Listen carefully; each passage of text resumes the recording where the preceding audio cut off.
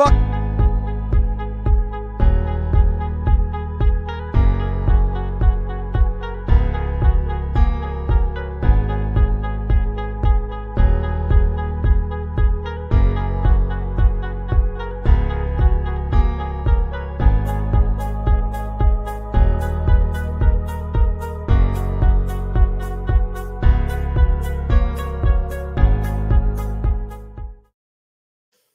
And we're live.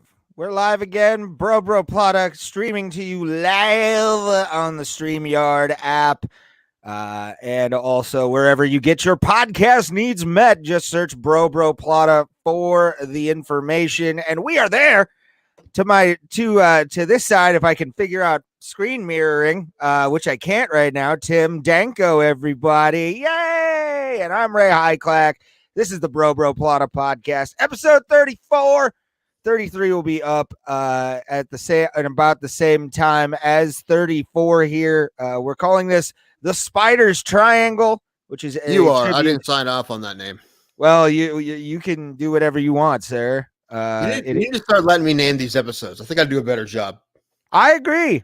This Anderson Silva episode, right? I guess we're going to talk about the legendary career of one Anderson Spider Silva, because his last fight is tomorrow against Uriah Hall at the Apex in Vegas. What I would call this episode, what sums up Anderson Silva for me? PEDs and chicken wings is what I would call broken shins. Broken shins and blocking punches with your chin. That's just two fights. Hold on. We're going to change the name of the episode on the fly right here. Hold on. And we have changed the episode to PED and chicken wings. It's officially on the screen.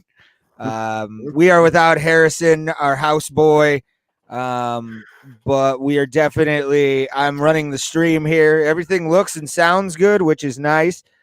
Yeah, man, this is going to be a weird day for a lot of people of a certain age who can remember in their late teens, early 20s, the rise of Anderson Silva in the UFC. And it's definitely an interesting way for him to go as well.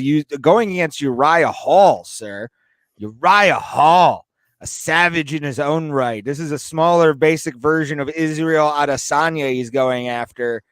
And in the creativity of his striking, I saw that face. I definitely saw that face. I was wondering. I think I was giving you a chance to explain yourself. I thought you were going to. It's fine. I understand what you're saying. No, Hall's a little bit like that. I mean, there's only one Israel Adesanya. But I understand what you're saying, man. What we said the other episode when we were talking about this fight a little bit was that I'm excited that Anderson Silva is 45. This is the dude who's been fighting in the UFC the entire time I've been a fan of the UFC. Like, he's always been there, right? So it's going to be weird just to not be there anymore. Although he is 45, right? And he's still fighting pretty decent. You know, if you look at, he did get, I think, stopped in his last fight against Jared Cannonier. But besides that, he's had tough fights. You know, he went the distance with Izzy, I believe. And but he's fighting Uriah Hall. They're not giving this guy a really easy retirement fight. They could, but that's not his style, man. He doesn't want that. And still, I still think this is going to be a decent fight. I'm not going to pick him to win. I'm going to pick Hall to win. But I think it's going to be a solid fight, though. I think it's going to be a good goodbye for him. I hope so, too. I hope this goes 5 rounds that are both bloody and beat it to hell. That's the kind of fight that he should have in his last fight. Win or lose, that's what I want to happen. 5 rounds, they're both beat to hell. That's what I want. Yeah, I want to actually see, I think, honestly, in his first, thank you, Dave Morales, by the way. Yes, we have Mick Foley as a co-host today, which is always fun. Shoot, I told you that's my Halloween costume. Look, we can put him up on the screen. I just learned this. What? Yay. Look at this. Comments can be shown. I was going to say, this is my Halloween costume. I was going to wear it today, but I don't want to have to put it on, then put it away and make sure it doesn't get dirty and gross before tomorrow, because I think I'm going to a Halloween party tomorrow. But that is my my Halloween costume. It's the Cactus Jack shirt and then the red and black flannel. So I did it last year. I'm doing it again this year because I paid for the shirt, There's 2 shirts last year. I'm not going to use them just once and be done with it. It's probably going to be my Halloween costume until I shave my head or not shave my head, shave my beard or cut my hair or shave my head. Fuck it. Who cares? Yes, you just look like you could look like an evil version of yourself. All you like on Star Trek, you just have the goatee and you're bald. That's usually in Hollywood how you determine who's evil is a goatee and bald head. Usually that's how. You never saw that Star Trek episode, sir? What? Sure. No, I didn't. But I saw the J.J. Abrams movies. Those rule. Those are really good movies. Yeah, actually, I just watched 2 of them the other day. I watched the first one and the second one, the one with Benedict Cumberbatch. I watched that one the other day. When he was Khan? Into Darkness. I'm a big Benedict Cumberbatch fan, brother. I'm excited for Doctor Strange. I'm just going to tell you. Is he going to be Doctor Strange? Yeah, there's going to be a new Doctor Strange. For whatever reason, I thought you were talking about Doctor Who for a second. No, Doctor Strange. Yeah. He's the good first one was good, and he was good in the Avenger movies. Yeah, I like him a lot, dude. Benedict Cumberbatch is the man. Probably, man. It's got a little bit controversial, but he's probably my favorite Sherlock Holmes, brother. I love that series. I love that Sherlock series. It's pretty great. See, I also agree with you. He was good on Sherlock. Like he was a great actor on Sherlock. But I think if I didn't have to dig them out, I would show you my Doctor Strange comic books. It's okay. Yeah, they're there. I believe you. But yeah, man, I'm excited. I'm excited for Into the Multiverse of Madness. And also the WandaVision series that's coming up. Oh my god, it's coming on there. Good old Disney Plus. Oh yeah, you said you put at the bottom that we're getting nerdy. This is the kind of nerd that I am, right? I'm not a comic book nerd. This is the kind of nerd that I am. When I saw those Facebook ads for voting with the Barbershop Quartet, you know what I'm talking about? Yeah. When I saw those, I'm like, oh, that's Midtown. Like I knew who the Barbershop Quartet was. And actually, not only that, we talked about them on the podcast before. Yeah. And I've sent you videos. Yes, you have. So I've been on the Midtown train forever, man. It's the kind of nerd I am. I knew the Barbershop Quartet, the name of the quartet from the Facebook ad. I'm that guy. Okay. Midtown, they're great. Check out their rendition of Death of a Bachelor. It's pretty great. I like my whole thing with I get nerdy over obviously pro wrestling. I've established that on this podcast multiple times. I'm a big comedy nerd. Like I can, if I love a comic, I will dive into everything they have. And I'm trying to think hockey. I'm a little bit of a hockey nerd. There's that I recommend people watch now. One is Red Penguins. Oh yeah, that's Rush Penguins. I haven't seen that yet, but that's the one about the. It's really good. Yeah, it's the Russian national team getting bought by the Pittsburgh Penguins. That's what. Yeah, it was, and then also what? That's weird. That was the national team. Yeah, that was the Russian national team and the Pittsburgh Penguins. Who had came off of two back-to-back Stanley Cup wins in 91 and 92, put in an offer to sponsor the Russian national team, and they call them the Russian Penguins. Okay. Yeah. Any weirder stories? Well, there probably is. I guess I'm not asking you to give me more, but I'm just saying there's some pretty weird stories when it comes to the Russian national team in hockey, man, right? Yeah. The stories in that one are pretty wild. I guess like one of the coaches at one point supposedly threatened one of the Penguins PR guys and was like, this is not in the Russia. They had the Russian army bring them in and shit like that. It was interesting. It's an interesting movie, and I recommend anybody see that. And then a buddy of ours, friend, Dave Landau, he has a friend who put out a movie about the Russian Five from Detroit, which was Sergei Fedorov, Alexei Konstantinov, and the rest of them. and how they got into the country to play in the NHL. It's actually that was a big deal, right? Who's the first guy played for New Jersey, right? At first, he went to Detroit, but I forget his name. Yeah, was it one of those guys who you just said? I don't know. I can't remember. But dude, all those stories about that hockey team, especially the old Soviet Union hockey team, those guys who were under army contracts. They were technically in the military. They had lifetime army contracts, so that's why they wouldn't let them over for the longest time. Yeah, and it was wasn't just the hockey players either, man. It was the basketball too. Sabonis. Yeah, it was that's his name, right? Sabonis, with the big Lithuanian guy who was like a 30-some-year-old rookie, but he had a pretty good career with the Trailblazers. I didn't know. I thought the first guy was that guy from the Sacramento Kings. Oh, he wasn't the first one. He was just one of them. Oh, okay. Yeah, there's a oh man, I can't remember. There was a guy who died in a car accident who played for the Nets. I forget his name too. I just bits and pieces of documentaries that I'm remembering. But yeah, that was one of them. But you talked about the Penguins sponsoring that team. When Lithuania was finally allowed to have their own national team play in the Olympics, Lithuania didn't have any money, and they got sponsored by the Grateful Dead. That's what they were able to pay to get in the Olympics. Was the Grateful Dead giving them money to do it? It's pretty cool. Yeah, they had that's fucking hilarious, dude. Yeah, that was their first year. Lithuania in the Olympics was the first year of the Dream Team, and I think they came in. They got the bronze because they lost to the Dream Team, but then they won the bronze medal game. Yeah, but no, it's really interesting. There's a documentary about that too. I think it's called The Other Dream Team, and they had I think you could probably still find them somewhere, man. They probably have vintage items now. The Lithuanian basketball Grateful Dead T-shirts. You know, they're Lithuanian color. They're tie-dyed. They had the skulls on them, and they're pretty neat. That's hilarious. I always forget how it happened, sponsorships. I forget how anybody it can. Yeah, I didn't even know those guys were basketball fans, but yeah, it was strange. But the Grateful Dead of all people were the ones that pretty much paved the way for Lithuania to get to the Olympics, and they won the bronze medal that year too. That's funny as fuck, man.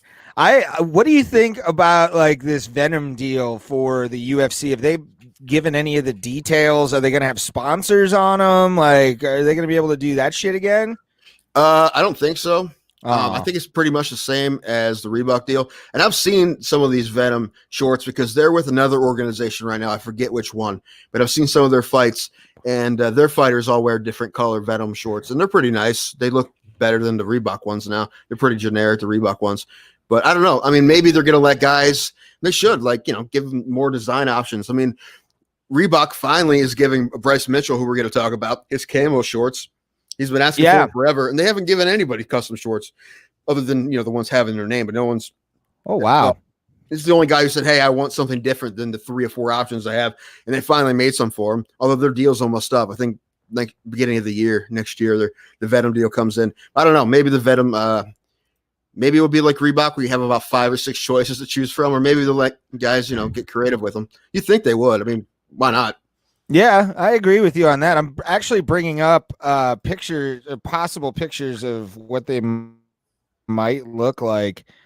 As soon as my screen share works here, I'll bring that part. Yeah. I'm looking that up as we speak. Yeah, those are generic. You just Googled Venom, right? But those aren't the ones I saw on that other promotion. I can't remember which promotion it was. Is one of the bigger ones. Okay. Well, I don't know, bigger. I mean, not Bellator or any of that. I don't remember which one it was. But I saw some of their fights on Fight Pass. So but I can't remember which organization. But they had Venom shorts and they look pretty cool. Now, I'm like I said, better than the Reebok ones. But the Reebok ones, I'm excited. They pretty generic.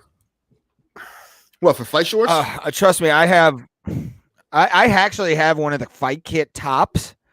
I bought a Chris Weidman one. I'm going to say you have a sports bra. You know, wear a UFC sports bra. Get your Holly Home Edition sports bra you wear around the house. No, because I couldn't find one that could fit double D fucking man tits. So Gotcha. that's or A actually. Sorry, I'm trying to be BDE over here. Just no big dick energy whatsoever. But no, yeah, I actually bought it at UFC 210 when I was at that card. And it was they didn't have like just a generic blank one. They only had like Chris Weidman, Daniel Cormier. I think they had a Rumble Johnson one. But I just decided why not? And I think how much did I spend on that thing? It was like If you bought it at a show, probably like $60. It's usually how it was things are. probably like 60 to $80, somewhere in that range. Jeez. Yeah, I had at the time I actually had the money to pay for a UFC belt, but I decided against it. They were like $600 at the venue. I believe that was a good call, Ray. Yeah, no, you yeah. can spend your money the way you want, but I'm gonna go ahead and say that was a pretty decent call on your part. I like collecting belts. I think Of course you do. Like I said, don't have we're any gonna start right making now. we're gonna start making Bro Plata championship Plata Bro Plata championship belts. Actually, I'll show you something that also Bro Pilates. That's a new exercise we're starting. We're gonna start making some VHS tapes when you work out Bro Pilates. Bro Pilates is just us laying on the couch eating chips. So at least that's my Bro Pilates. No, that's about right, yeah. And drinking beer. You want to see something really messed up? I'll show this also for the people no. at home. This is a custom faceplate I made out of hockey tape for when I did backyard wrestling. This is like the only belt thing that I have. And at one point, I think it was a European title for the WWE, like an old WWF European title, like faceplate that I just stuck shit tons of duct tape over. And now it's like hard. And yeah, this is really one of the only things I have when it comes to like belts anymore. Ladies and gentlemen, world's suavest motherfucker, Ray Hocklack. Can you get any cooler? The definition of cool, Ray Hocklack. If you want to call me cool, if owning a fake belt that you made yourself is cool, consider me Miles Davis. Do it. Okay? I knew you were gonna do it. I knew you were gonna go there. You had to go. I've never been cool. That's the thing. Like that's what I know. That's why I was being sarcastic, Raymond. Damn. Well, your sarcasm is not warranted, sir. How about that? How about them apples? You like them apples, sir? As we pull up the cards. Yeah, I'm pulling stuff up for when we start talking about it. Because I'm producing the show today, and you can tell because it's very janky today because Ray Hocklack is hosting or being the producer on the show. Oh man, but yeah, no, I think like I want to get one of the UFC belts. I would love to get one of the Bellator belts to collect those. Okay, right. No, okay. This is what we need to do. A good bonding experience for us. Okay. We need to put together a heist and steal an actual championship belt for someone who has earned one. You know, a lot of people have multiple, right? Yeah. There's a couple in the state of Ohio, man. Up in North Royalton, there's like 6, right? You won't miss one.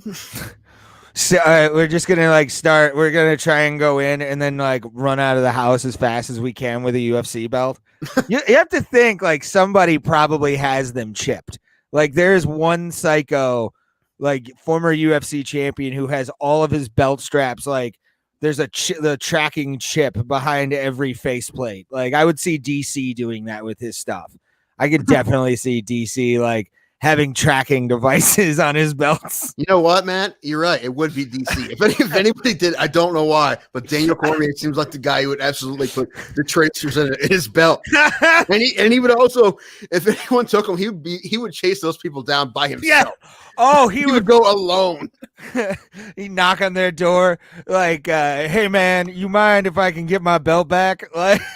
Like the video I sent you and that guy here in New Philly who went to that meth head's house who stole his bike and went to the guy's house, knocked on his door and said, "You asshole, walk my bike back to my house right now." And he did. Oh yeah, DC would do that in a heartbeat. I was trying to send my buddy that video, but I think it was deleted, which is a bummer. Oh really? Yeah, because I mean you saw it, but yeah, you head steal. Like I don't get why people steal shit, man. Like it's retarded. Like that you'll always get caught. Right. Always. I had a guy in school I knew a long time ago. Apparently, he ended up in juvie because he was high on something. I forget what he said. He was high or drunk or something like that, and then just like literally walked up someone's driveway and stole their bike while they were like watching him do it. Damn whippets. Probably he was Making you crazy shit. He was a wild man. He was a savage. I love that kid to death, but he was definitely a lunatic in his own right. And also speaking of lunatics, I want to bring lunatics, what have we got? I want to bring this up. Share this on the screen. Let's see it. Greg Hardy almost got himself in a little bit of a pickle this weekend. By not there were how many fighters? I think it was 3 UFC fighters. Cole Williams, Claudio Silva, I think. Silva was one of them. And and they also canceled Courtney Casey's fight against Priscilla Cachoeira. I don't know, but doesn't matter. She missed weight. Doesn't matter. Don't have to say it correctly. Yeah, but our buddy, the awesomely just great person, and let me put this on full screen here. A gentleman's gentleman. Greg man Hardy. Of the highest standing order you can possibly think of in the world. Greg Hardy almost missed weight, this fucking piece of shit. You fat piece of shit, Greg Hardy.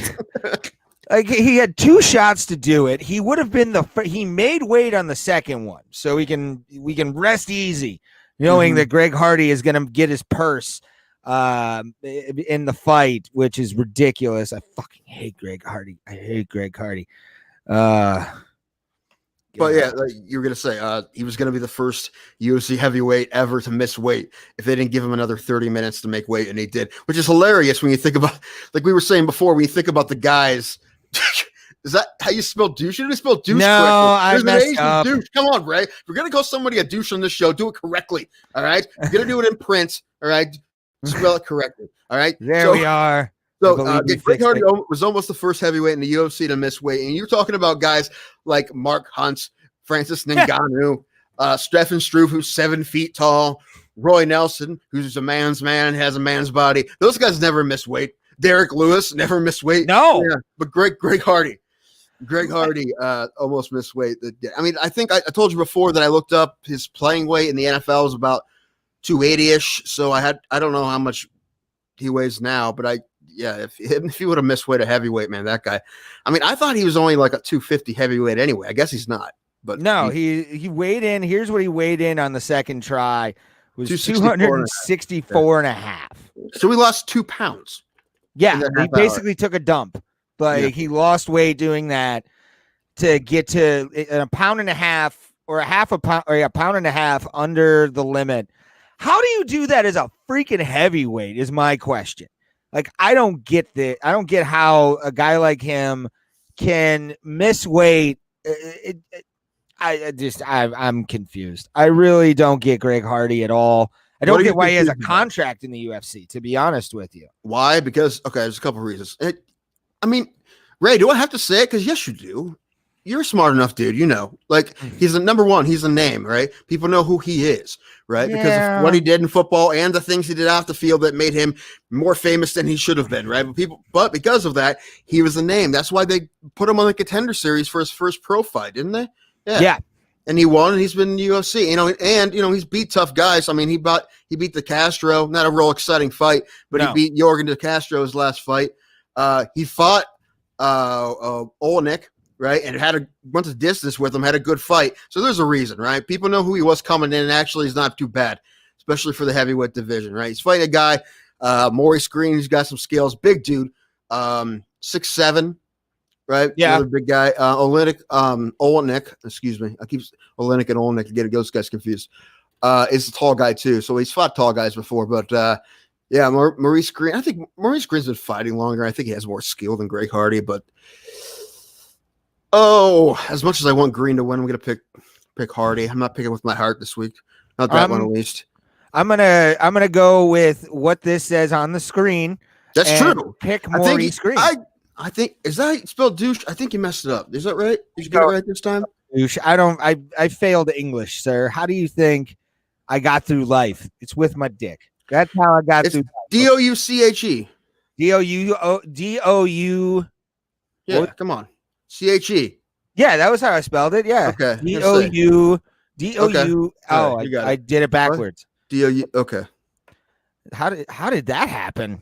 Jesus Christ. Yeah. How can you not spell your own name, Ray? Look what we did. We have fun. We'd have fun. I dropped out of school. That's why. You graduated. It's Mr. Douchebag to you, sir. Mr. Douchebag. Sure. Oh man. Yeah, I don't know. Just Greg Hardy to me, if that's one guy who at this point in his life and all the shit he's pulled and all the fucking shit that he has said as well in as you said on and off the field. I can't even. I was talking to my therapist today, and you sent me that article, and we started talking about Greg Hardy, and he didn't even know Greg Hardy was fighting in the UFC. It's that was the funny part, and he was like, "Oh yeah, he's a dick. Fuck that guy." Did he just know him as one of his former patients? No. He was like, "Is that the guy that stomped on another guy's face in Dallas?" And I'm like, "Yeah, that's the douchebag. That's the cockstain. That's one of the things. That's one of the many things that he has done." But I still talk about the inhaler gate because to me that's always going to be one of the biggest bullshit moments in MMA. The fact that the ref didn't stop it, the fact that like nobody did anything. It looked fixed. They did retroactively. The tickets went away. So made it a no contest. Right. I don't know how things work with the checks. If your fight gets changed to a no contest, if you're in a like Hardy, you're with a win bonus. You get your win bonus taken away from you, or you just don't get that win bonus. I would assume it's probably the win bonus gets taken away, and you're probably fined. Also, I would have fined him for that, especially that would have been probably a $10,000 fine to begin with. I don't know. The guy he fought in that fight is now in jail. So yeah, the combat wombat for sucker punching some guy in a bar. Almost. Yeah, apparently. Which I still think is a trumped up charge.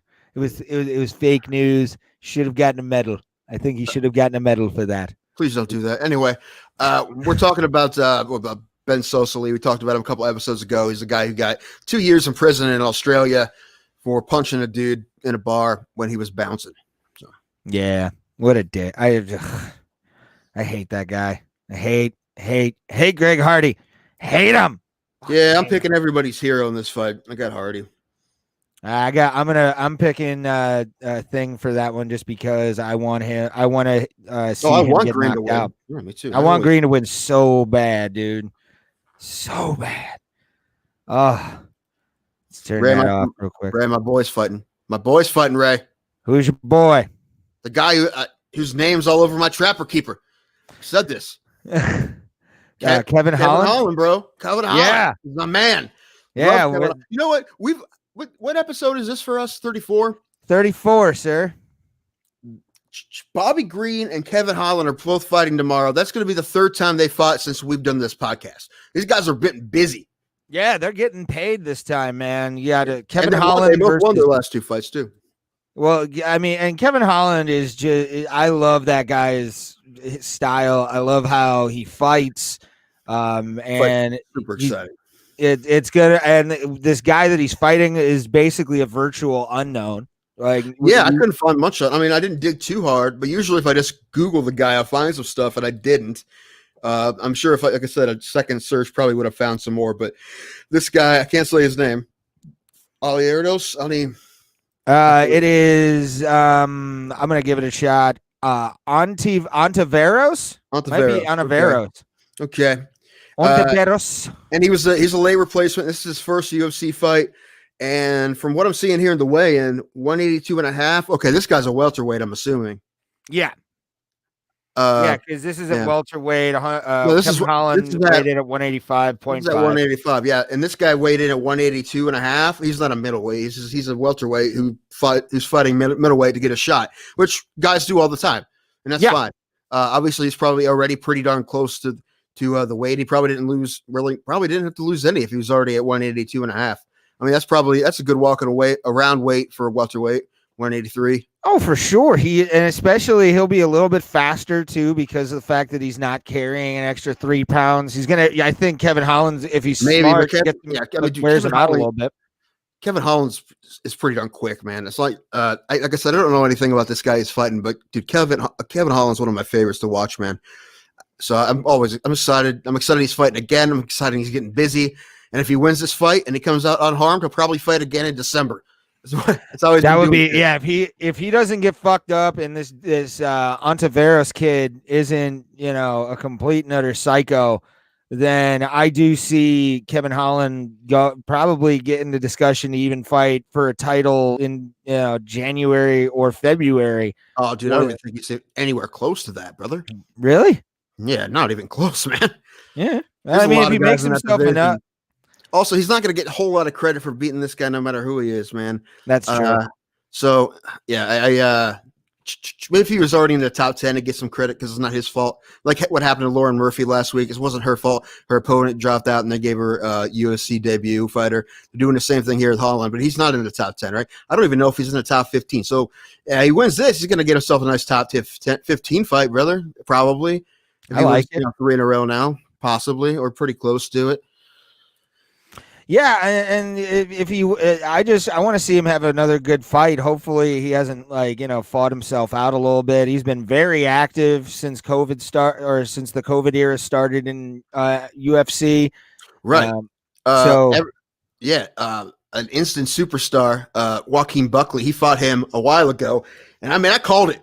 I didn't necessarily call that Joaquin Buckley kick, but I knew both these guys were awesome. And I was super excited to see them both fight again. And then Joaquin Buckley in his next fight has that fantastic kick when he won his last fight. But yeah, Kevin Holland, Joaquin Buckley. If you haven't seen that fight, check that fight out. It's a good fight. It's a great fight. It's an amazing fight. That what I said to you, I was one of those fights I wish would last forever because it was so much fun watching it. I just wanted to keep going. Those guys both have styles like that, man. Every time you watch them fight, you're just – I have my happy fight face. I remember when we broke that fight down, or that we previewed that fight, and then also the breakdown, which you can get on any streaming service that we're on. We're trying to get on iHeartMedia. Haven't heard back from them, so I assume that's probably a no. But whatever. But you can catch it. Go back and listen to all the old episodes. We have interviews up there, more interviews to come, and we're gonna have some comedians on as well coming up soon. So check out those things. They'll be a lot of fun. Yeah, man. The fact that a guy like Kevin Holland, who is a very exciting fighter and a guy who, he gives you, I call him the jitters when you watch fights. Cause you're just like, what's going to happen? What are we going to do, bro? That's exactly my reaction. When I'm watching fights by myself, I know I've said this on the podcast before too, but we're usually sitting there by myself, going, oh, what? Oh, like waiting for something to happen, right? You're seeing somebody may get knocked out, or someone's I'm basically on my toes watching that thing, waiting for someone to get put to sleep. But yeah, dude, that's how he fights for sure. I'm gonna pick him in this fight. However, I wouldn't put money on him for the very simple fact that I know nothing about his opponent. That would be ridiculous. So yeah. If you're gonna put money on Kevin Holland, trying to figure something out about this guy, I have no idea. I could look at the no idea, you son of a bitch. How do you not know what this is? Explain your titty. Explain your titty, sir. Explain your titty. I haven't looked them up yet, man. I'll try to get. Oh, and also depending on which site you look at, they can be a little different. All right, let me see here. Am I on the road? Okay. Explaining his titty. Okay. He's a minus 740 favorite. Minus 740. That's a huge favorite. Yeah, that's a huge this guy favorite. Plus 515 underdog. We've seen those guys win before. That's pretty darn big though. 515. I was about to say I'll put like $10 on that just to see what happens. Shit, that would be a great wager, dude. Especially if he wins this Ontiveros kid, he actually, if he wins this, that'll be a like huge comeback or underdog story right there. Like as a betting underdog, you can't get any worse than that. Well, not too give you many motivation. not too many plus 500s win. I mean, a couple have. Kamal Worthy was like a plus 600 not that long ago when he fought. Was it Deontay Smith? I think it was the name of that guy. And there's I can't remember her name. That woman who won that fight a couple months ago. She was like a plus like a 800 almost 7 or 8. It was crazy. Yeah, that was. I wish I would have put money on that. Well, of course, man. I wish I would have put money on any fight in hindsight, right? When you know who's going to win. Oh man. Let's see what else we have. Oh, our boy is gonna be fighting as well. One of my favorite fighters, and a consensus bro Plata best nickname of all time, Bryce Mitchell and Andre Touchy Feely, who you broke kayfabe with me today, sir, and I don't know how to feel with that. I don't know how to. I don't know much information about it. It's just what I read. You told me that the Andre Feely isn't really, his last name isn't Feely. Like, that's a sad thing. Like, I want to know what how is his real name not Andre Feely, yet he calls himself Touchy. How dare he? I have no idea. It just says on Wikipedia, Andre Feely. Andre Riley Givens, better known by the name Andre Feely. That's insane. I don't know. I try to look at where that came from, and I can't. I don't know. I can't find it. That hurts that hurts my soul a little. It does. The fact that Andre Touchy Feely is not his real name. It's like he's a wrestler or something. Makes it a bit creepier, doesn't it, man? Like if you just named yourself Touchy Feely. Yeah. If you give yourself that nickname, your last name is Feely, that's funny. But if you're just I'm gonna call myself Touchy Feely. What? Your name's Ray. No, I'm Touchy Feely. I'm like, all right, brother. It's like that's something I feel like the WWE would give a guy like Vince McMahon in a like office. All right, pal. Here's what we're gonna call you. You're gonna be Andre Feely. That's right, Andre Feely. What's my middle name, or what's my thing gonna be? We're gonna call you Touchy. That's right, Touchy. You're gonna be known as Andre Touchy Feely. You're gonna like it, and then you're gonna bark on your knees like a dog. Yeah. Vince McMahon getting creepy. This segment of Ray Insanity is brought to you by bipolar disorder. And sponsored by Zoloft. Dude, I like this fight, man. He's fighting Bryce Mitchell. Thug Nasty. That's Thuggy Nasty, baby. You gotta love an Arkansas boy calls himself Thug Nasty, right? And we talked about him getting his camo shorts finally. Bryce Mitchell, dude, is sick on the ground. That's his game. He's a jiu-jitsu guy, which is great. It's great to see like a good old boy, someone who calls himself a redneck, just have a sweet jiu-jitsu game. I don't know why that's so hilarious, but it's awesome. He's fantastic at it. I don't know. I guess part of me is like thinking that he goes out in the woods and like grapples and or grapples with pigs and shit. I don't know. Probably not, but I like to wrestle. So. Yeah, deer wrestling. That's what he does. That's what he does. He double legs bucks, right? That's how he hunts. He literally grabs life literally by the horns and wrestles it to the ground. And wrestles it into submission. The funny part about any like redneck guy fighting, you always want to hear the words you never want to hear a guy who knows what he's doing in a southern accent ask you if you want to wrestle. I think that is never a good thing, my friend. And Bryce Mitchell is a savage, great jiu-jitsu, very sneaky with a lot of the stuff that he pulls off, which is nice. And then he can just be straight barbaric savage, which both sides of the grappling coin, I'm always a fan of. Right. It's kind of what happened in his last fight. And the fight before that, he had the second twister in the history of the UFC. Mm-hmm. And his last fight, he almost had the twister again. Yes. Oh, my God. Oh, And he almost he went for it, what, 3 or 4 times during that At fight? least a couple, yeah. He just to see a guy get into that position that easily frightens me. That's crazy because that's definitely one of those that if you're experienced on the ground and you assume that someone's going to go for it, you kind of have to, you have to set that up. It's weird. It's not like you just kind of get tricked into a twister usually. So he's pretty damn good with it, man. If he can get a guy even close to it a couple times like he did in that fight. He didn't finish his last fight, but the one before that he did. And that, like I said, only him and the Korean Zombie have pulled off twisters. Yeah. So, and I guess Andre Fili is one of the alpha male guys, and those little monsters are pretty good grapplers there. So he's been rolling with a bunch of, 5'6" roided up dudes who have nasty guillotine chokes and whatnot. Apparently, he's been obviously getting ready for Mitchell. He's been working really hard in his grappling, obviously. For that, apparently, because he's ready for it. But he's a decent ground guy himself. Yeah. And he's tough, dude. I mean, he's been around a long time, dude. He's had like 14 or 15 UFC fights.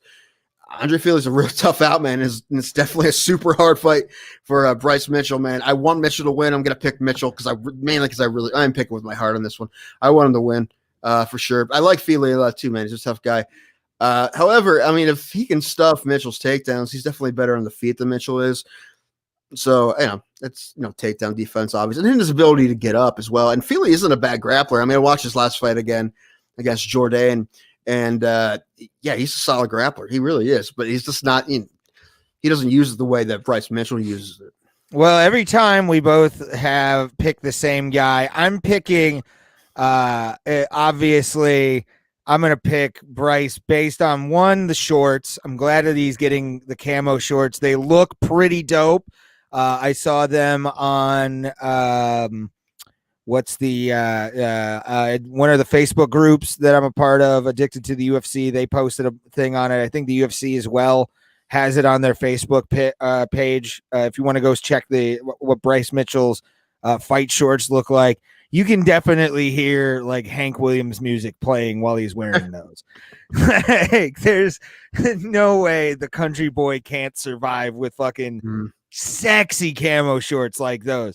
That's pure camo. Like he went to Cabela's and said, "Make these." Like that's actually when I saw them, I kind of was a little bit worried that they were going to be like really generic camo. They look like real camo. They do.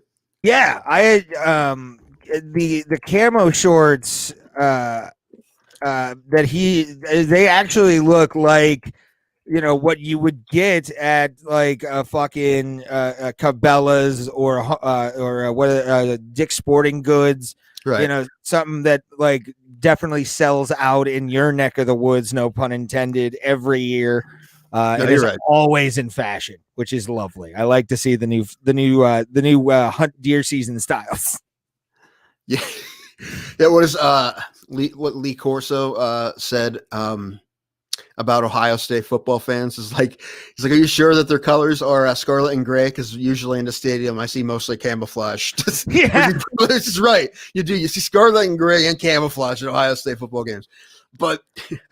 I honestly was a little worried they were gonna give them camouflage that looked like if someone had a pair of like camouflage cargo shorts, like I thought they were gonna look like that, but they don't. Yeah. They look like real camouflage. So, yeah, man, and I think there's actually a picture of a deer on them. Like from what I saw, I think I saw that, or it's probably just part of like the natural foliage looking camouflage that you'll see. That's what I saw. Like, the foliage looks like that kind of camouflage. I really hope with Venom. I mean, it's not a huge deal, but it would be kind of neat if guys maybe they have to pay their dues, maybe they have to win some fights. But if guys, certain guys get them, really get to get creative with their shorts, Venom will do that. I don't know. Maybe not for everybody, but some champions or whatnot, and top contender guys. Maybe. Oh, I see though that I'm hoping that it's fully customizable for these guys, but like. I've always thought like it would be kind of funny if somebody with these new ones, they could like put pictures on them and like I could see like a Mike Perry his like girlfriend's tits on his like ass or something. Dude, our boy Mike Perry is looking for a fight now. Yes, they. I just saw on Twitter. Let me see if I still have that notification on my phone. Did they find somebody? Because I know Lawler's out. Yeah, no, that's what I was. I saw he actually posted it on his Twitter that somebody that Robbie Lawler is no longer fighting him. Let me see what he said. He wants On hazmat suit Shemaev. Which what was that? he said he wants Shemaev, but they already matched him up with Leon Edwards, which we need to talk about because that pisses me off a bit. But the thing is, man, I think him and Hit. I just said his name correctly, and now I forgot again. Shemaev, and Perry would be awesome matchup. It makes more sense to me than him and Leon Edwards. I agree. That would have been a great fight. Yeah, Leon Edwards got done dirty. He did. So much so. It really actually pisses me off for him. But I think Hamzat would be a great fight for him, just based on the fact that like Hamzat hits so fucking hard. He already. Does, but he's fighting the number 3 guy in the welterweight division. All right, I guess we're talking about it now. I have to break it down a bit. So what happened originally, I guess, the UFC is trying to find a top 5 guy for him for some reason. I mean, apparently, if you knock out a Mearshart, that means you're ready for a top 5 guy. Okay, sure, whatever. I mean, I know they like him, obviously. He's been sitting next to Dana White at fights. I mean, they love him. So that's cool, whatever. They're going to give him a fight. But, I don't blame guys like Stephen Thompson to be like, dude, that doesn't seem like much of a win for me, really, right? More of a lose than anything to take that fight. And they offered to Leon Edwards, and Leon Edwards said no. So what they decided to do is take his number 3 ranking away. So you haven't fought in a while. We're taking your number 3 ranking away. Dude, he's had injuries, and he was supposed to fight Tyron Woodley in March. But then some sort of pandemic hit, if you remember, Raymond. Mm-hmm. Then, he couldn't fight, and then I think he got hurt after that. So all of a sudden, they're like, you know what? You're not going to fight. We're going to take your rating away.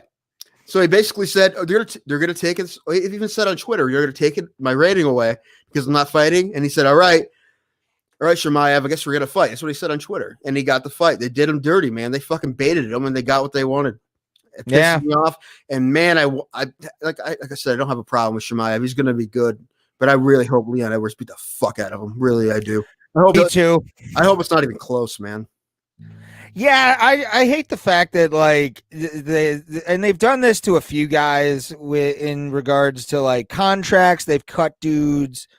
They've told people what was it? They let go Yair Rodriguez at one point and then re-signed him, didn't they? I think it was because he wouldn't fight. They like cut him, and then because people wanted to see him fight, he actually came back. Am I remembering that correctly? I don't remember. So I don't know. I remember a little bit of that. It doesn't surprise me, man. This is UFC's fucking dirty. They always pull dirty shit like that. Dude, what I like now is guys coming out with their Joe Silva stories, man. I want to hear more Joe Silva stories. Apparently that guy was a class A dick. Well, I mean, people say that though about bookers all the time. Dude. Well, I'm sure it comes with the territory a bit. I bet you kind of, with that job, I'm sure that happens a good bit, that he kind of has to come off that way sometimes. But some of the stories I hear, I'm like, dude, man, I feel like he could ease off a little bit. But I was about to say, what you'd also have to hear what Joe Silva was told by said fighter before. Before the blow up or whatever. You never trust just one side.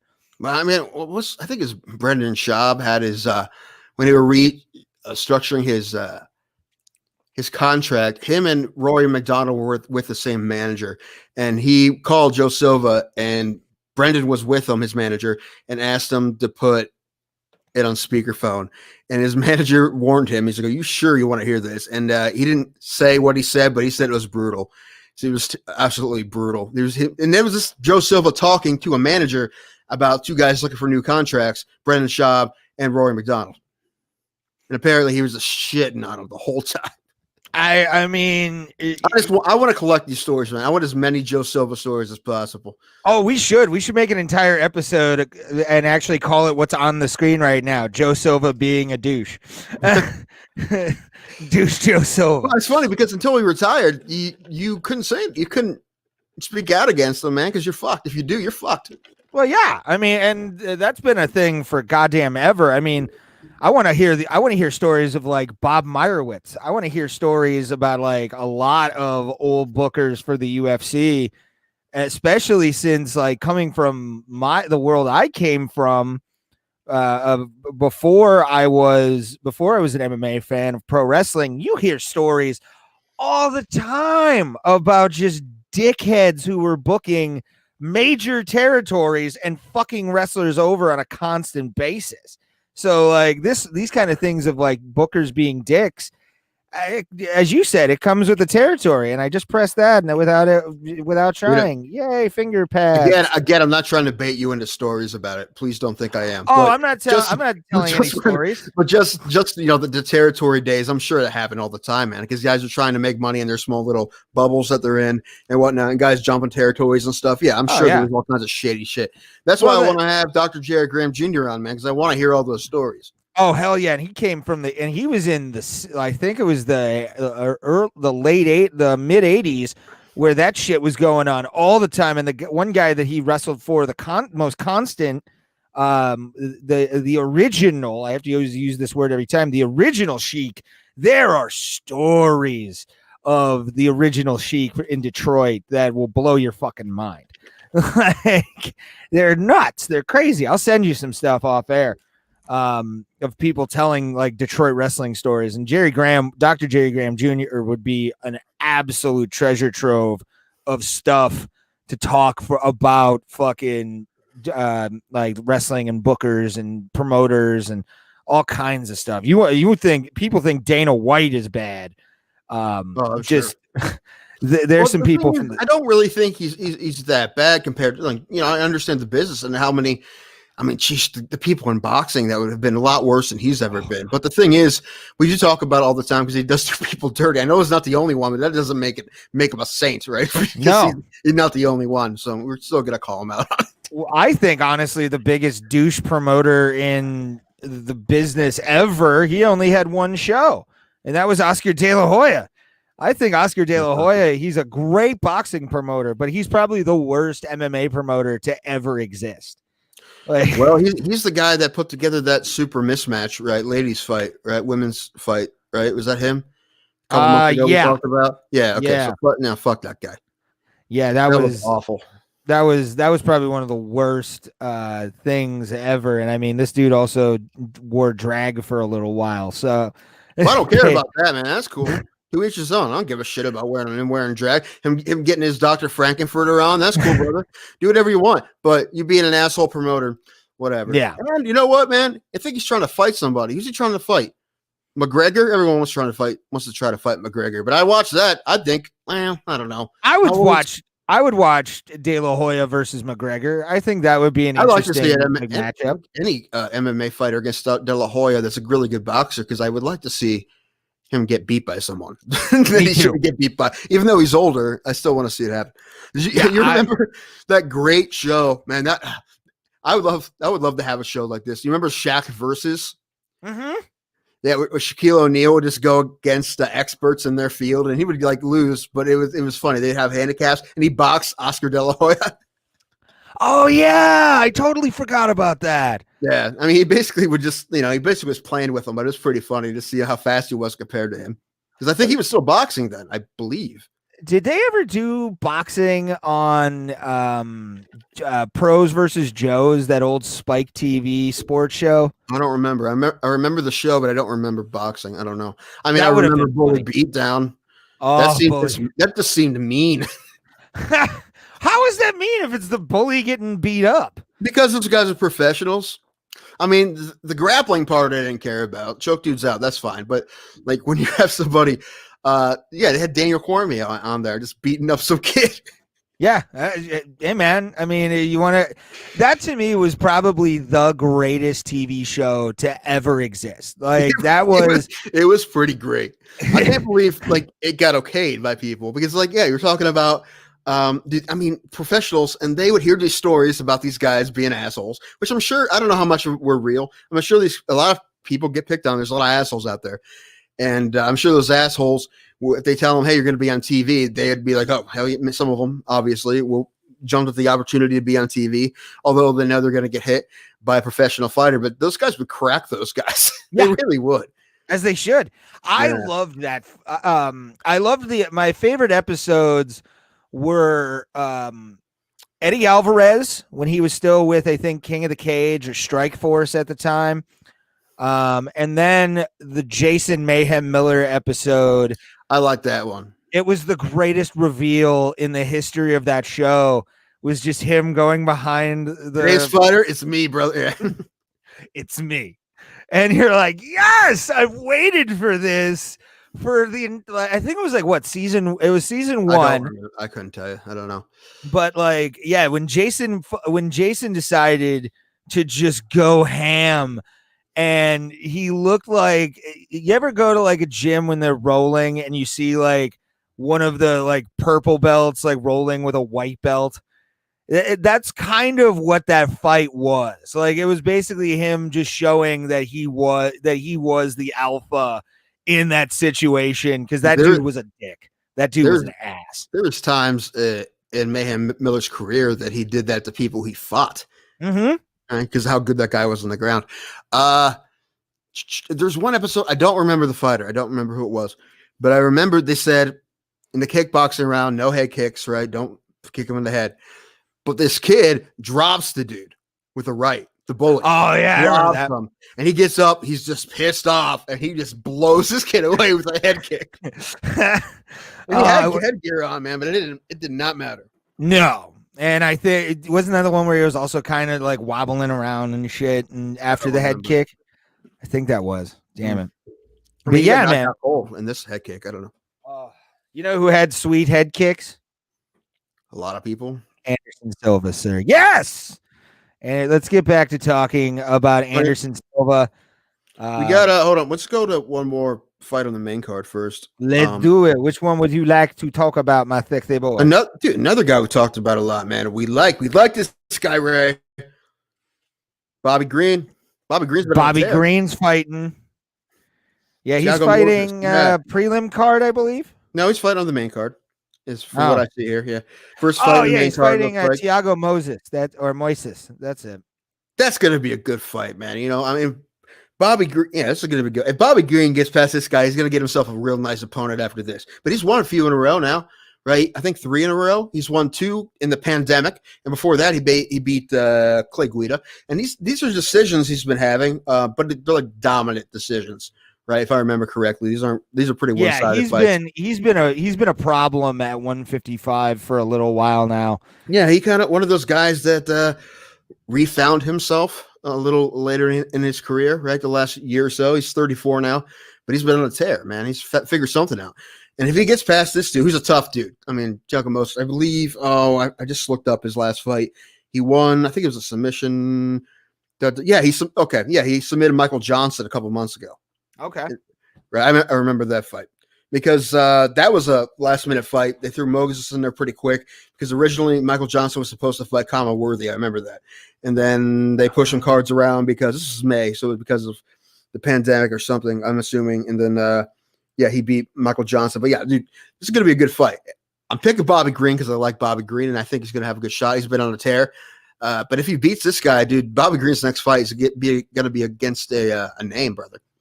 Yeah, and to have him finally getting some, because he took some time off, didn't he? Like, didn't he take some time off or something like that, or did he go down in weight? I can't remember. No, I think he's always been a lightweight. Let me check a look at the record. Mixed martial arts record, 27-10. Okay, so not really. Oh, you know what? He had about a year off. Yeah. But those are 2 losses. Then in June he beat. Geez, he fought June, August, and September. Now he's fighting this month. Man, getting them summer paychecks, son. Yeah, right. Yeah, he beat Clay Guida, Lando Venata, and Alan Patrick. All decisions. And that Lando Venata fight was fucking crazy. Yeah, dude, it was right. That was the rematch. The first time they fought, it was a draw. And then he beat But He no, beat that was a crazy. Landau That was a soundly, crazy fight. man. Yeah, very man. crazy I'm fight. excited. I want Bobby Green to at least start fighting names, and possibly get even at 34. He can still fight for the title if he strings together a few more wins. And if he gets past the gatekeeper, I think he would put on a good fight for the 155 title. Whoever may hold that belt after it's Well, he's a lot of fights away. But if he wins this fight, he's definitely gonna get somebody tough, man. He's probably gonna get pretty darn close to that top 50. However, he's also in the most stacked division the UFC has, right? The lightweight division. There's a lot of killers in there. Welterweight well, or he's got to lightweight. get past this guy first, and then we'll see. I'm excited. I'm very excited, my friend. Should be interesting. And yeah, man, I don't know. Oh man, I have a fight for him. Ooh, who do you have? Win or lose. Maybe loss would make more sense. Jim Miller. I think Jim Miller, Bobby Green would be pretty good. Did I have him before? No, I don't think so. Yeah, I'd see him versus the Dirty Bird. Why not? That's Tim Means. He's fought Tim Means before. What's Jim Miller's name? Jim Miller. I thought he had a name. No, I don't think he does. It's just Jim Miller, brother. He's an old New Jersey jiu-jitsu guy. He's been around forever. I don't know. Bobby Green and Jim Miller are just two guys that I love to watch fight, period. So I'm excited to see Bobby Green fight Thiago Moses. I got him winning. I don't know what the spread is, but I'm picking Bobby.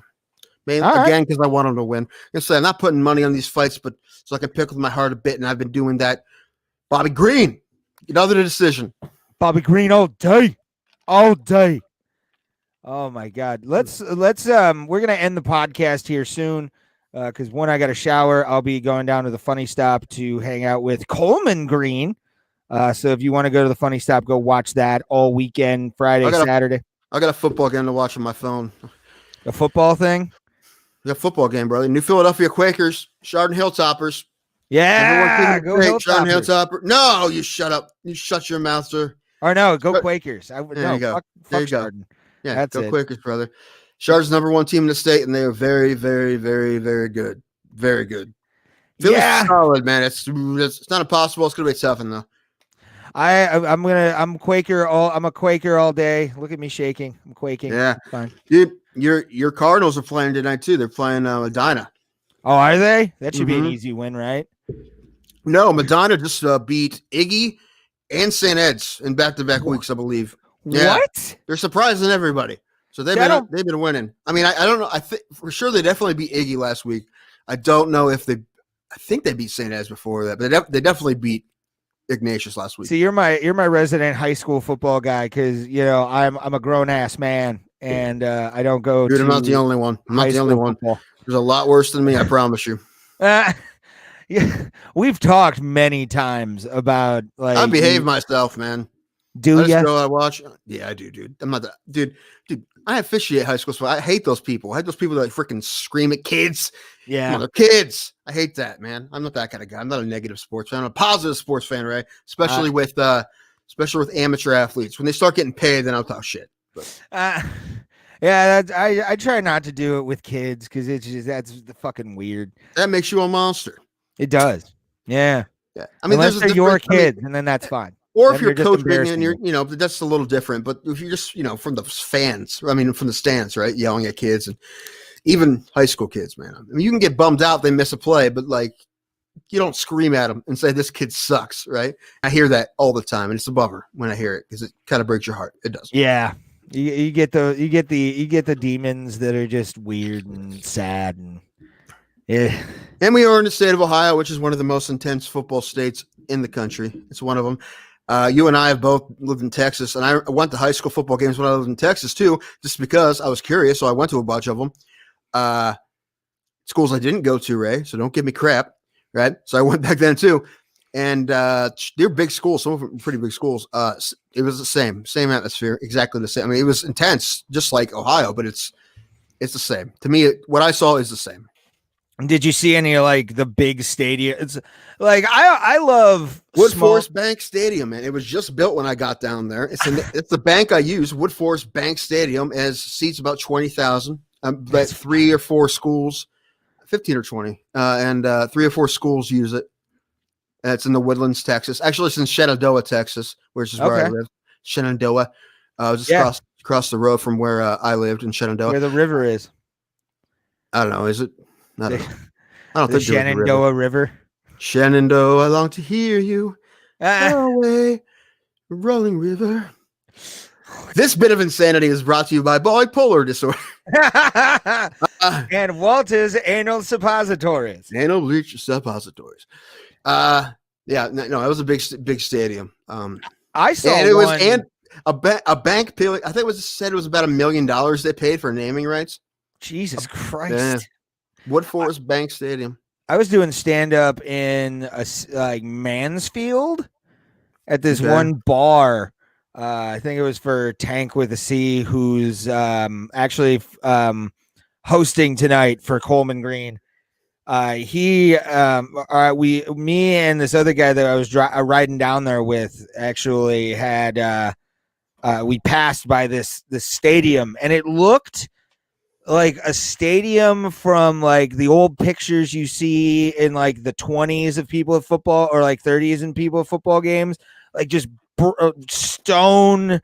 massive stone bleachers. It looked like it looked actually kind of like the Canton Stadium where they do the Hall of Fame game every year.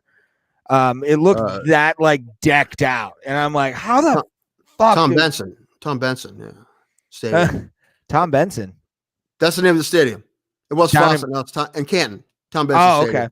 Okay. Yeah. I just call it the Hall of Fame Stadium. It was called Fawcett. Then Tom Benson put a bunch of money into it when they redid it, and they renamed it Tom Benson. Anyway, yeah, I don't know that. Maybe that was Mansfield Senior High School. My buddy teaches over there. Does that he? May have been it. Yeah, he's an English teacher. I just was blown away by like how extravagant it looked, like a Roman Coliseum. Yeah, like it was creepy. Well, is it the WPA back in the Depression days? They had those public work projects. They started building stuff. Was the WPA? Is that who I'm thinking of? Yeah, the WPA was the Roosevelt administration. Okay, the WPA in I guess the 40s, 30s or 40s, 40. Yeah, 30s. 30s. No, Okay, it was the early 30s 40s and the 40s. Okay, I think it was the 40s. They built 3 stadiums in Tuscarawas County. They built New Philly Stadium, they built Dover Stadium, and they built Claymont Stadium, and they're all mostly brick. And they've been there. Phillies is the oldest; it's over 80 years old, but they're all about 80 years old. So that's pretty neat. That's pretty neat history, right? That they were built back in those days, and those have been. Yeah, I mean, it's not like just some stadiums that are just they're nice, but they're just aluminum seats, aluminum bleachers, and some fencing, right? That's how Menor was. Yeah, because it's probably newer, right? This one is brick. Dover calls their stadium the Brickyard. Well, it's called Crater Stadium, but they nickname it the Brickyard. Although Philly Stadium was also made of brick, and so is Claymont's. But you guys, that's pretty neat.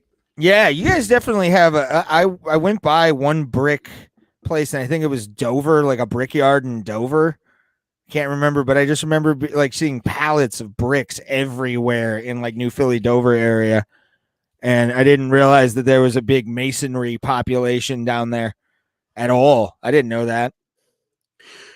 Yeah, there used to be a big brick company in Stone Creek, which is a small town in the Philly school district, but it's where my brother lives.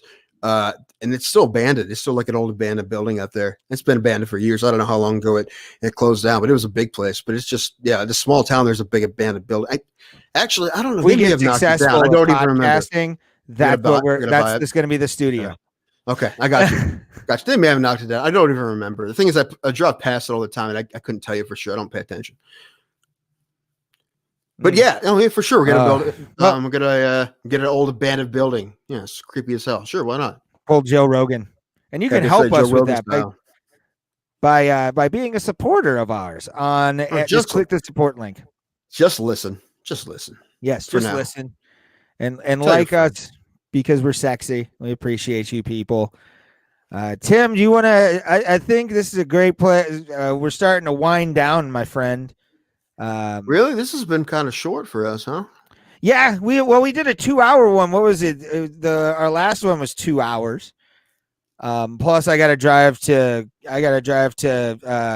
what's it called? The Funny Stop. I got like an hour drive. So yeah, man, I have the same drive there too, and you do it a lot more than me. Now, I don't really trust my car that much, but also I It's a pretty far drive, especially when I go somewhere where I like to drink alcohol, right? It's like I want to drink, and then I'm like, oh, I have to drive almost an hour home. That's not That's really why smart. usually I'm just high when I'm there because it's way cheaper and water is free. So okay, good call. Good call.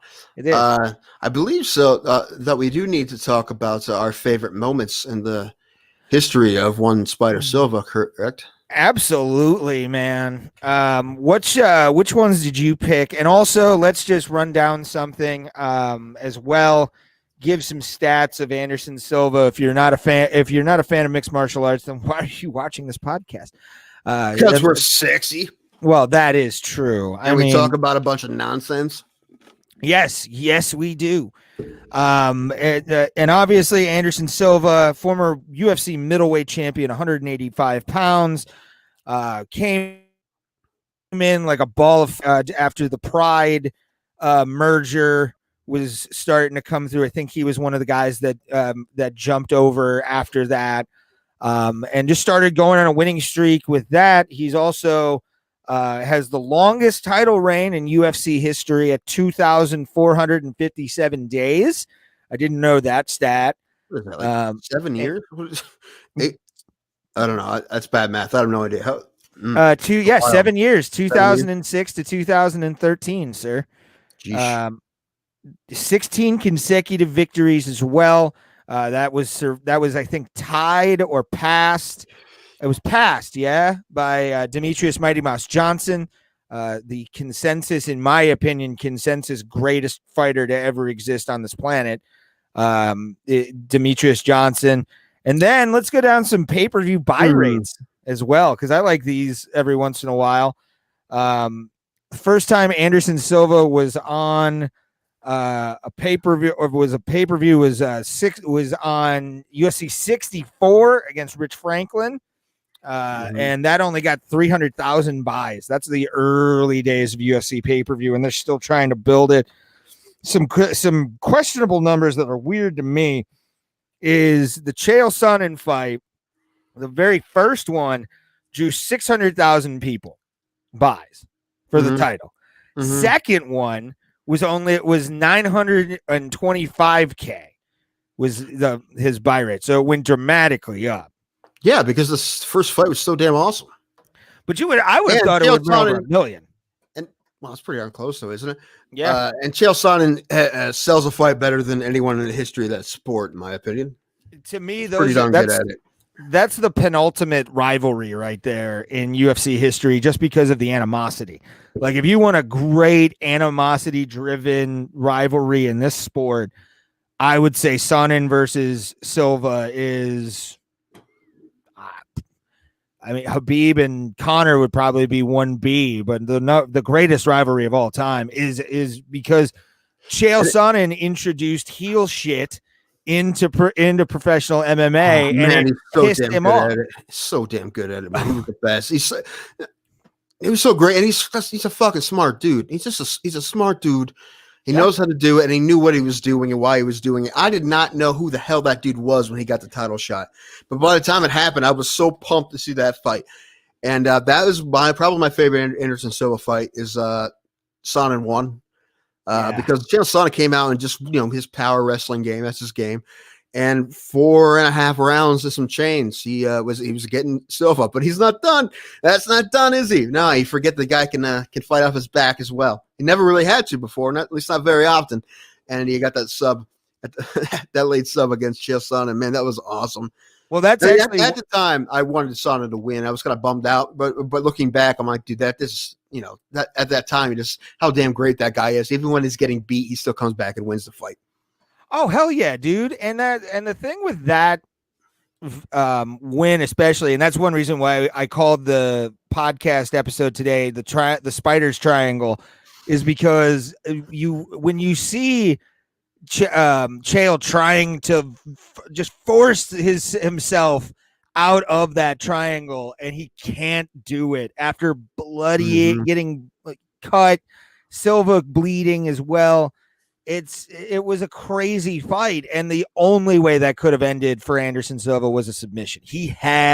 We were going to see the streak end right there, and all of a sudden just sneaky bitch, just sneaky bitch that one in, like oh.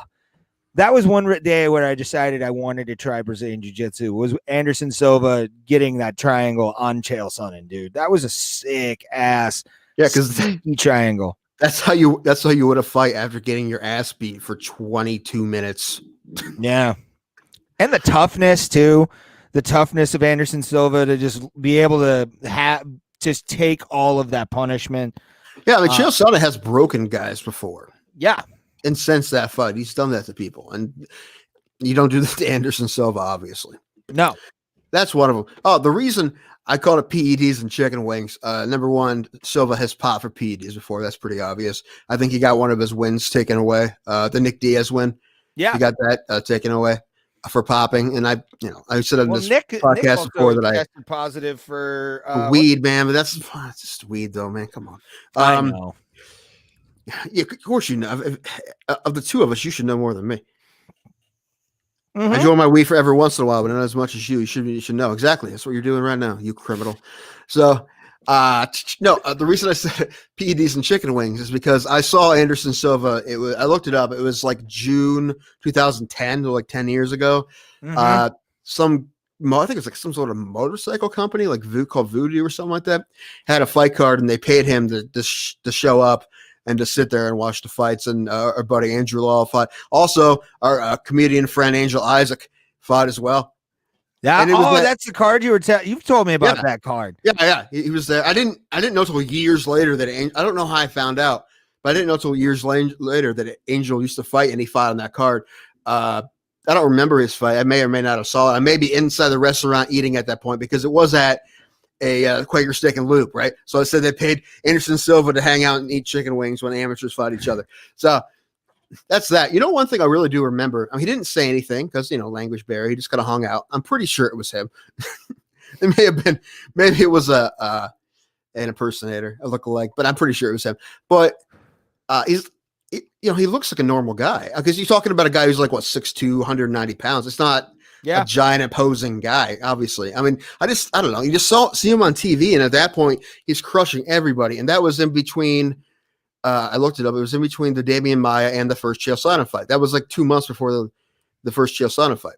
Wow. So that was when that guy was killing people, right? So you just think of him as, then he's like a larger than life, figure in that sport because no one could even touch him.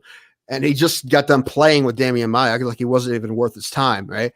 And you see him and you're like, oh, that's a normal guy. He's just a badass. He just knows how to fight, but it's a normal sized guy. I mean, that because he's a 185-pound fighter, but I don't know. You just had that kind of a Goliath aura about him just because of what he used to do and what he's done for a long time. But that was really cool.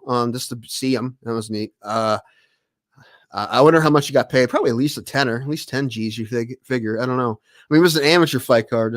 So they probably put all the money into having him there. I have no idea. Although I'm pretty sure that's the only card that promotion had, though. It's a Yama situation. Or it's only the one card. I think so. So that and those fights were with Weidman are two of the weirdest fights you'll ever see. Weidman. I've seen since then the Weidman fight. I actually missed it because I was poor and I couldn't go anywhere to watch the fight. The first one, I mean. And then the second one I watched on an illegal stream because I was poor and I just had a laptop in front of me.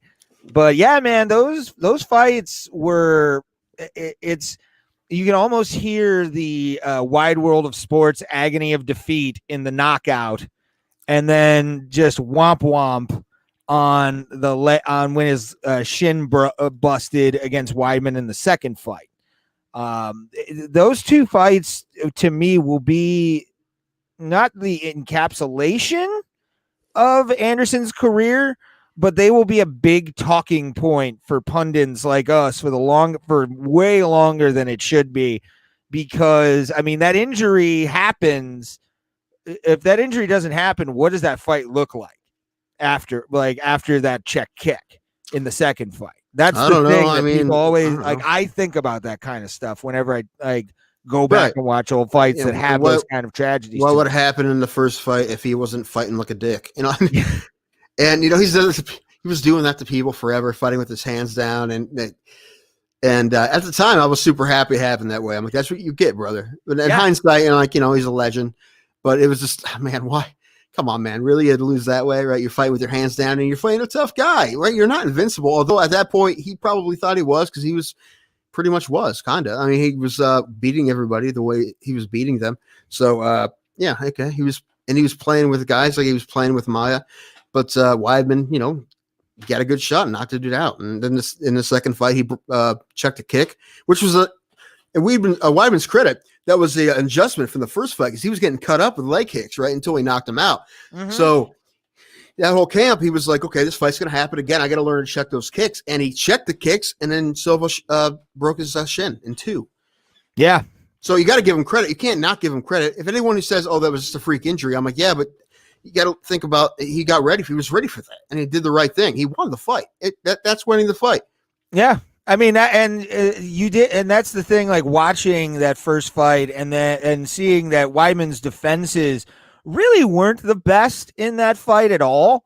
It was actually, when you watch that second fight and you see him check that kick, you're like, oh, okay, good. At least he was listening to his coaches on this shit, mm-hmm. and not going in the same way, heavy wrestling foot like he did, and was able to get a defensive thing up there. I honestly, one of my favorite fights that he ever had, just based on the freak show aspect of it, because you never thought it would happen, was UFC 200, him versus Cormier, mm-hmm. which showed to me something that I loved about Anderson towards the end of his career, was he didn't give a fuck. He didn't care who you were. He never really did, man. He never really did. Just when he was champion, he was just like, line him up. Who you got? Patrick Cote, James Irwin, okay, whoever. Just bring him on. Whoever. Vitor Belfort, I'm gonna make him smell my foot. That was definitely, I think, his best knockout, because, we said before, no one was throwing that front teep to the face until he knocked out Belfort with it. He wasn't even looking for it. He thought that thing was coming to the body. Then it went up and hit him on the chin and knocked the dude out cold. And that's what Belfort was. Vitor is crushing people again. So Anderson Silva changed a video game, sir. He changed a video game with that kick. UFC, I think it was UFC Undisputed 2010, or it was UFC Undisputed 3, because it was on the cover and the fucking home menu right after, because they were already planning on making that the video game. They had already announced it. And how shitty do you think Vitor felt when he realized that was going to be on the video? I believe in basketball they call that posterized. Yeah, it was like, because that thing was it. They had announced UFC Undisputed 3, and it was all of a sudden they just announced. They showed like the video game footage, or the trailer for it, I think, at the next card after that. And I remember being in Quaker Steak and Lube, ironically, in Menor, and all of a sudden we all look and we see the opening trailer for UFC Undisputed 3, and the first fucking thing you see is Anderson Silva kicking Vitor Belfort right in the face. You could hear the whole bar laugh. Like, everybody erupted with laughter. The hardcores were losing their minds. The fucking casual people are like, oh yeah, I remember that moment. But we're the people who love this sport were dying laughing at the fact that was actually a fucking playable moment and move finally in a UFC game after never being there. And at least that moment of being posterized like that happened to a guy who had plenty of his own offensive highlights. Like, he's done that to people his whole career. He had a really good career. So it does suck. He's going to be remembered partly because of being that guy who got teeth in the face. But that's not, if people who know who he is, that's obviously not the only thing you're going to remember, man. Mm-mm. You're going to remember some of his huge wins. You're going to remember him this close to arm barring John Jones. I mean, even to the point that he had to have surgery on that elbow afterwards. Yeah. What else? He that first UFC appearance when he knocked out Tank Abbott in like 8 seconds. Yeah, when he just bolted across the octagon and da da da da da da boom. Think Well, Silva has those. Silva's knockouts are insane as well. I mean, the Forrest Griffin fight when he knocked him out going about backwards. That one. Going backwards, yeah, that was so weird. And man, everyone loves Forrest Griffin. Who doesn't, man? I can talk about Forrest Griffin forever, but the way that guy fights is he'll fight until you stop him, because that's always fought Forrest Griffin, and he's coming forward, and if he's coming forward, Anderson Silva takes a step back and just throws his hand up like a jab, but because it's Anderson Silva, man, it hits him right in the money and puts him to sleep. Yeah, he's going to go down, in my opinion. I think I put this in the description. He's one of the more prolific strikers in the history at any weight, really. I would put him, honestly, when it comes to like his striking offense and defense. My bad. Oh, my. What are you doing, sir? Why are you ruining this? This is a great moment. I know. I'm sorry. I accidentally clicked on us. I had an amazing Anderson Silva take. I was going to keep going. Get back on it. Get back on it. All of a sudden, you have to go on the live stream like a savage. How dare you? Get back on it. Come on.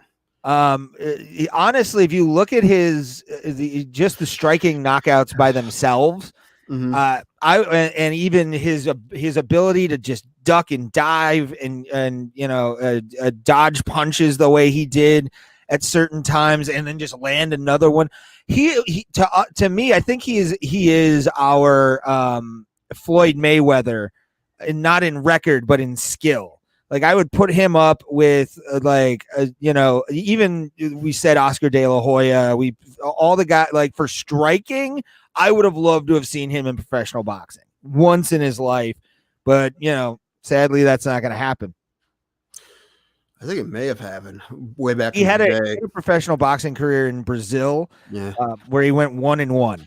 He lost his first fight and then won his final fight in boxing in Brazil. Dude, he's definitely up there, man. I mean, there's guys like Israel Adesanya, I think, is possibly that guy. But you're talking about, if you're not going to use complete recency bias, you want to talk about some guys from a handful of years back. I mean, he's definitely up there. Yeah.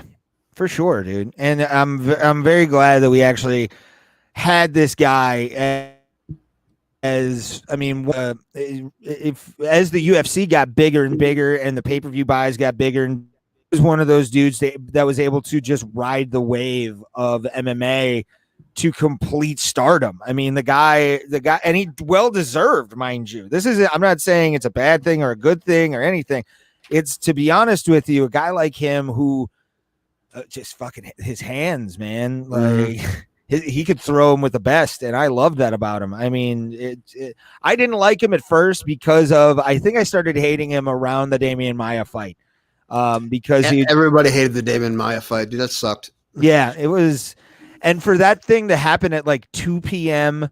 and then replay it at 10, the bars were like still full to watch that fight, and for him to be just the wet rag or on the grease fire, that was an amazing. I mean, it was, if you look at that card, it was supposed to be one of the greatest of all time. You had Matt Hughes on there versus Renzo Gracie. I forgot BJ about Penn was on that fight against, I can't remember who BJ fought on that card, but like they were actually.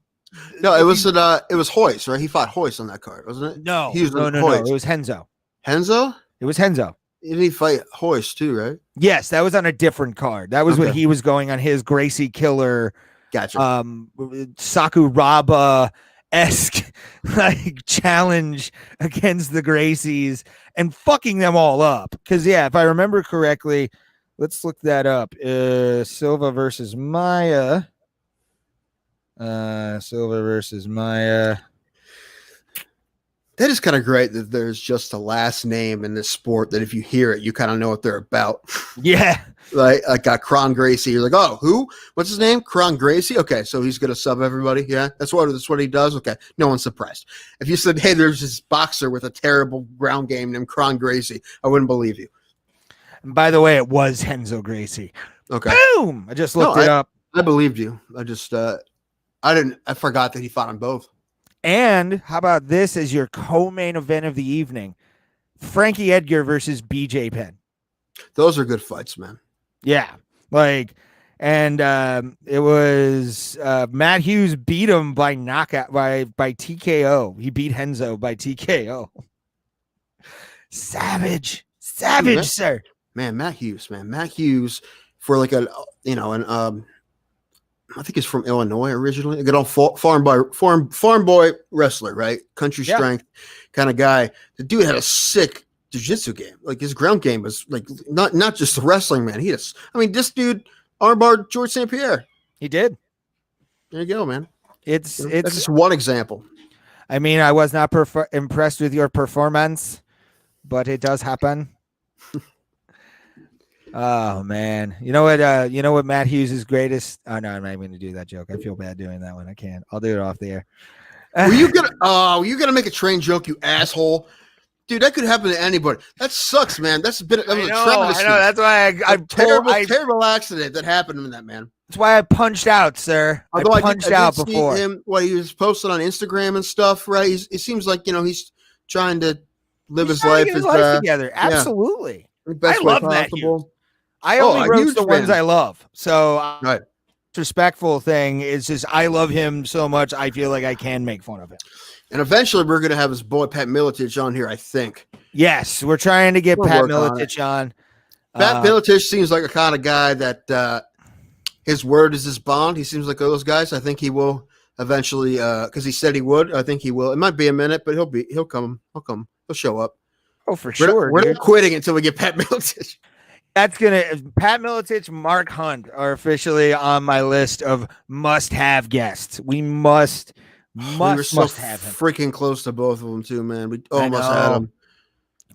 I know, and I'm gonna work on one of them tonight. I told you I sent the message. I did send that. Oh yeah, you did. Have we heard anything? Nope. Have we heard anything back? This is the thing now. No, that's the thing. He has Mark Hunt just took a fight. So I didn't really expect to hear much. It was seen. Okay. So we'll follow up with him. I hope it gets back. Somebody send him this clip. Mark Hunt, come on our show, please. Dear Super Simone, you're the man. Hey, you are amazing. And I want to talk K1 I want to talk K1s with him. Like most of my questions will be talking about K1 because I love kickboxing. So it's so much fun. I actually used to perform stand-up right across from where Glory's offices were in Denver. Huh. Yeah, like it's in the Lodo district. It was in the Lodo district of Denver, Colorado. Big black and white sign that just said Glory on top of it. It was awesome. Miss it. That's neat. It is. So, Raymond, who do you have for this fight? Have you picked? I am gonna pick just based on the last couple performances of Anderson Silva. Though they are always fun. I am gonna pick Uriah Hall on the to win this. It's gonna be by decision.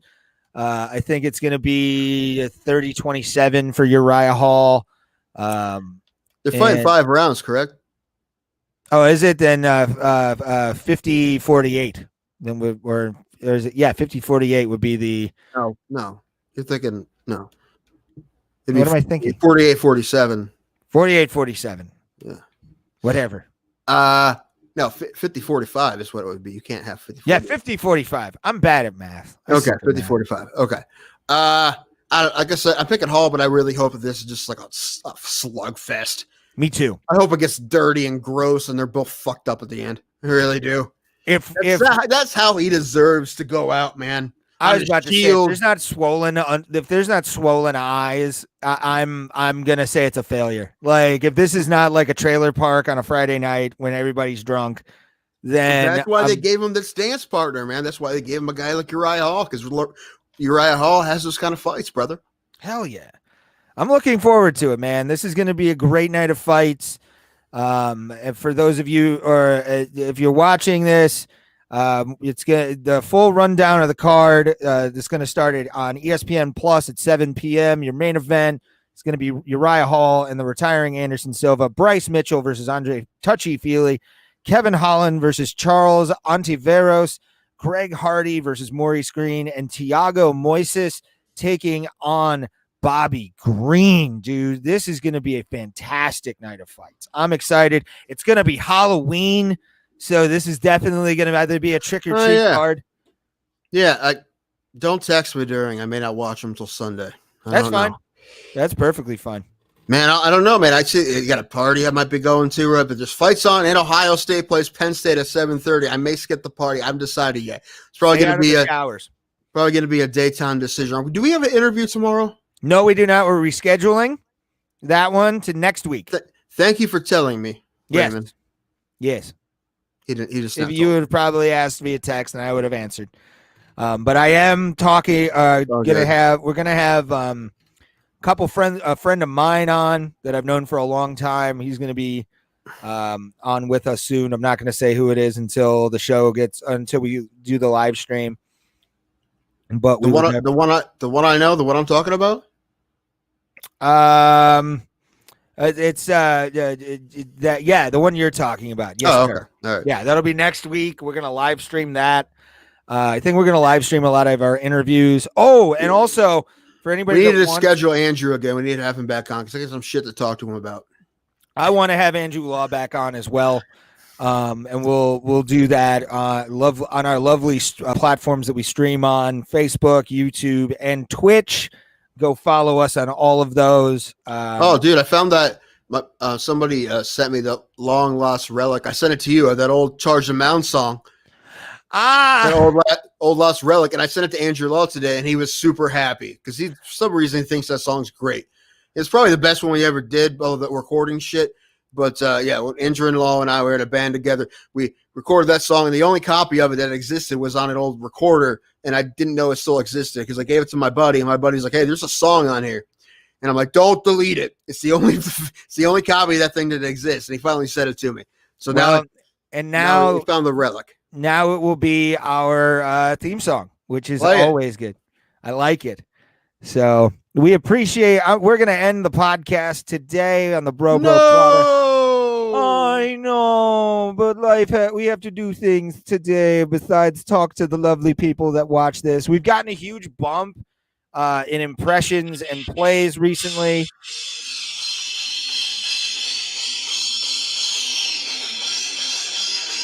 Charge the fucking mound. Thank you to Charge the Mound for the outro. We appreciate that. And that will be our new theme song because I'll be putting together intro video for our podcast that will be played beforehand. So we will be able to do that. We appreciate you guys watching every single day. We finally have gotten over 400 plays as well on our audio versions of this. You can catch those anywhere you stream your podcast needs. And again, we have videos up on YouTube of live streams that we have done as well. We appreciate all of you for keeping us going on the Bro Plata. Every time we reach a new milestone, I'm amazed and very satisfied with what we've done. The episode. I'm not. Yeah. Well, that's just you. That's just you, sir. Today, everything we do is garbage. Let's be better. You know what? I love the plays, but I wish we got some more feedback rate. I know I've said that a bunch, but it kind of makes me a little nervous. Just leave comments on us, sir. Comments always are appreciated as well. Give us a like and share this with your MMA fan friends as well. We love all of you. Thank you guys for doing the past 3 months have been so much. November 5th, put that on your calendar, the day after the election, when the world remember? The 5th of November, the gunpowder treason in the cage. Yes. What's happening that day? Nothing. We are having put on your Guy Fawkes mask. We're gonna have our comedian friend. No, not that Sean day. Lynch. I said what? It's after then. After then. He's got stuff going on until then, so maybe November sometime. Well, we're gonna have Sean Lynch on. I'm also working on Butterbean. I'll be contacting him Forbid. Sunday. And we'll try and get him on the live stream as well. Why is my microphone moved? God damn it. But for Tim Danko, I'm Ray Hyclack. Thank you guys for watching the Bro Plata. Every day is Kumite Day when you party with the Bro Plata. Thank you guys for watching. Much appreciated. Our Habib Nurmagomedov versus Justin Gaethje breakdown is up live now. At the time of this recording, it will be up either tonight or Saturday. And we will have that up there. Give it a listen. It's our breakdown of last week's UFC 254 card. So you told me that was going to be up 2 hours after we did it. It took 3 days, Ray. I know. Depression's a motherfucker. Oh, now you're making me feel bad for bringing it up. Okay, now you should. I'm sorry. I love you. You're amazing. Thank you guys, and you're amazing as well.